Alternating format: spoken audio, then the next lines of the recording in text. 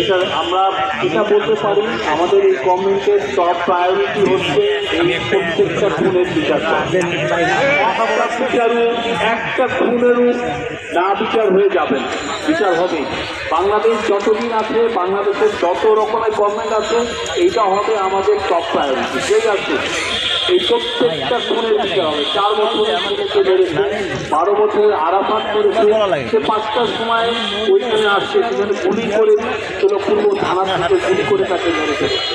সে যখন 3 মাস পরে সংজ্ঞা পেল, তখন সে তার জ্ঞান ফিরে পেল, তখন তার মার কাছ থেকে সে বস্তুবাদ করতে চেয়েছে। করুন মৃত্যু চায়, আল্লাহ তাকে সে বাঁচতে চেয়েছে, বারবার সে বাঁচতে চেয়েছে। আমরা প্ল্যান করছিলাম যে তাকে বিদেশে পাঠাবো।